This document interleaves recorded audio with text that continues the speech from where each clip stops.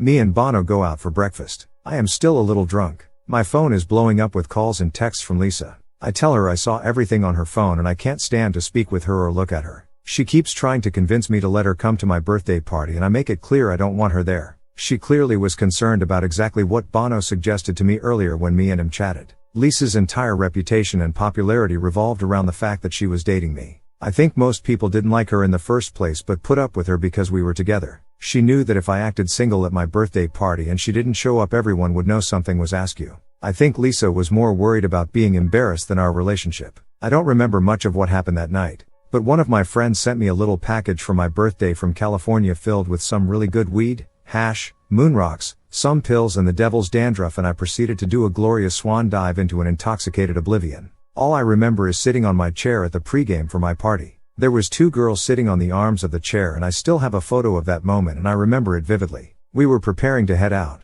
I had a few tables downtown at a popular nightclub. The booze and drugs were the only thing that made me feel normal. I had my sunglasses on and clearly had that happy loaded grin on my face. The longer you look at the photo of me on that chair, you can tell I'm hiding a huge amount of hurt. Sitting on that chair, the cocktail of drugs start to take effect. This was the first time I ever used substances not to party but to feel better. To make me feel normal. I remember thinking, I want to feel this way for the rest of my life. I am never going to hurt like that ever again. With drugs, I have control and no one can hurt me again. Oh, how ironic that turns out to be years down the line. I told my teammates and friends that me and Lisa were done when they asked why she wasn't at the party. I didn't tell them why though. I also didn't show them that I was affected by it in any way and just played it cool. I tried to focus everyone on the party ahead of us. The revenge. So this is one of those revenge stories where it was only half planned. I knew I wanted to get revenge on Lisa for hurting me so much, but I kind of just improvised as opportunities came up. My original kind spirit had died at my birthday on that chair. All my morals went out the window. I never cheated in relationships, therefore I believed I would never get cheated on. I realize now how dumb that is, but that's what I thought at the time. I didn't care what collateral damage I caused as long as my mission to hurt Lisa as much as possible was accomplished. So continued every day of my life with this new selfish mindset. I was sitting at my computer later that next week skimming Facebook when I saw the profile of one of her track teammates on my feed. That's when I had my first vengeful idea. I decided I was going to attempt to get her teammates to bite the bait that I was about to cast out into the water. Though I didn't have proof she hooked up with my teammates, she was clearly trying to hide conversations between them. So I was going to see how many people who are close to here I could passionately hug and quat. Luckily I had more options than she had when cheating on me. A women's track team is much larger than a men's basketball team. Also much better looking. Lisa's teammate I originally spotted on my Facebook had a boyfriend, but I thought, clearly everyone cheats. Let's see if it's true and quat. I proceed to do the little flirty social media dance with her. You know, the one where I like a couple of her photos, she likes a couple of mine back. I shoot her a message and bam. She's at my house in my bed about a week later. I proceed to do something similar to other teammates of hers, all on her 4x4 relay team coincidentally. 2 of the 3 girls I passionately hugged had boyfriends and subsequently cheated on them with me, which gave me some real mixed emotions. It stroked my broken ego and also made me bitter and sad, giving me one of those women ain't shit, none of them are loyal attitudes. This is such a typical story of while fighting monsters I became a monster. This actually became my go-to strategy because it accomplished 2 things in my fucked up mind. It exposed a cheater, but more importantly, if they were willing to cheat on their boyfriends they would A. be more secretive about it, which meant the drama that would ensue when it came out would be elevated, and B. it made me feel better about Lisa cheating because it proved it wasn't me that was the problem. It was women that were the problem. I know it's fucked up, but that's what I thought back then. I started to collect something from every girl that I hooked up with, like a bra, a pair of panties, or some jewelry, etc. Not for some creepy reason, but this is important later and was a part of my plan. Sometimes I didn't even have to try. One girl left a pair of very distinguishable shoes. I knew Lisa would know whose shoes they were. They belonged to the girl that Lisa's ex-boyfriend rebounded with after Lisa and him broke up, which highly upset her because it was her friend. Now it would upset her more because that same girl slept with both of her ex-boyfriends. I especially tried to collect items if it was something that I knew Lisa could distinguish, like a sweater from the women's track team with her teammate's name on it. After some time I had collected a boatload of shit. After a couple months or so, one of the Lisa's teammates' boyfriends found out about me and his girlfriend, and it started a big beautiful dramatic explosion of series of events with her and her teammates. This led to all of them finding out about one another's promiscuity. The drama was massive. Even their coaches had to get involved, it got so bad. This made me feel so powerful in such an evil yet satisfying way. I fell in love with the destruction I was causing. The most awesome part about all of it was that same week, the athletics PR team had put massive posters of me all over campus promoting the next game.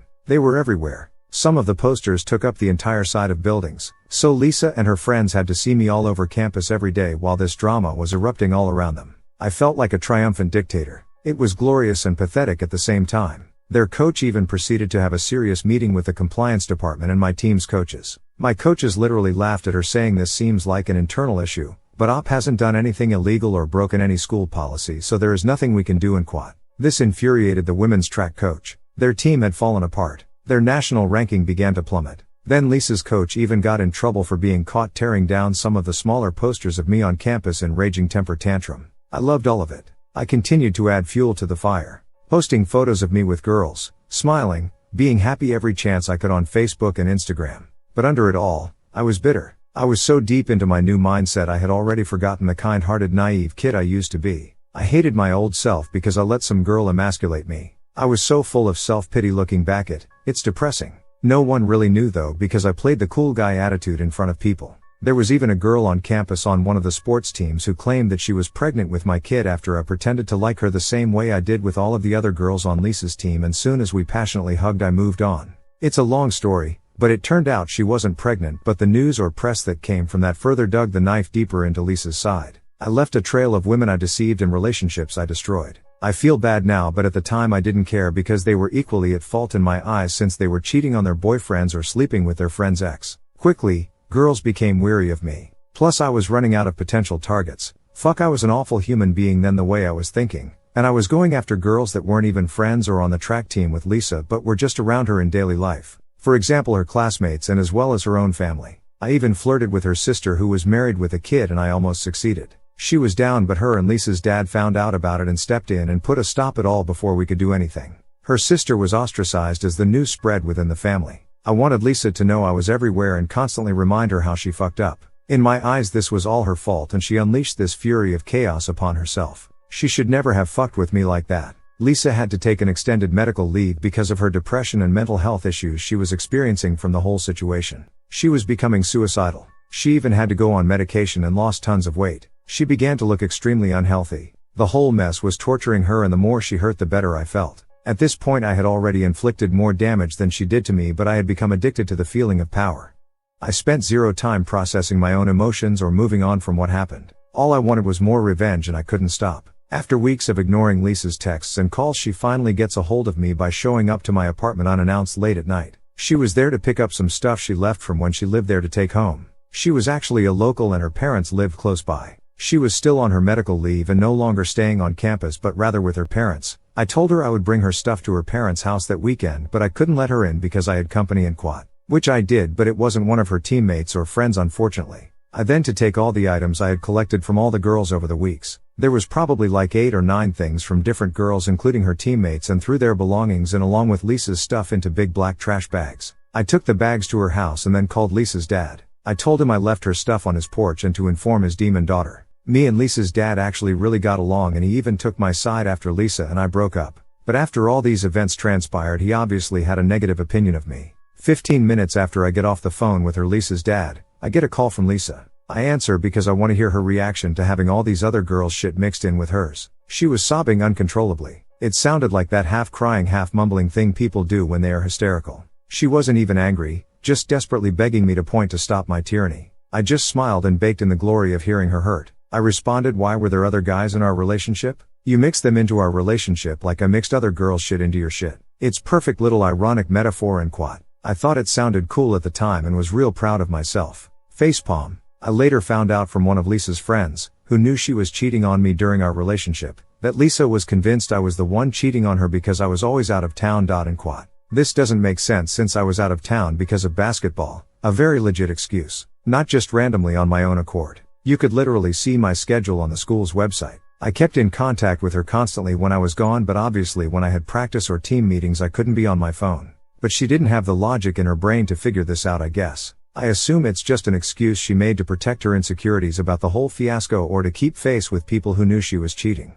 Months go by. Lisa comes back to school from her medical leave and we bump into each other at the physical therapy center in our athlete facility building. I see this as yet another opportunity. It had been a while since I did something that hurt her and I was still hungry for more vengeance. I proceed to pretend like I want to rekindle things with her. She is cautious at first but eventually bites after about a week. We start to mend our relationship and quat. We proceed for about a month, but I wouldn't call this a relationship. I forbid her to have any male friends, nor is she allowed to go out and party with her girlfriends. I also need full access to all her accounts and her location at all times. It was more like a hostage situation. It gave me a sense of control. Meanwhile, I'm not being faithful at all. This was my plan all along. Finally, she finds out about me sleeping with a girl in one of her classes and we have a nasty breakup and quat. I told her that she literally knows what it felt like to be me when we last dated. Yet again, I felt triumphant. It was just another chance to hurt her and I did. After this we don't speak for years. I graduate university and move to Central America. She messages me while I'm there about a year after I moved and about 2 years after we last spoke. At this point my life has become that of a real degenerate.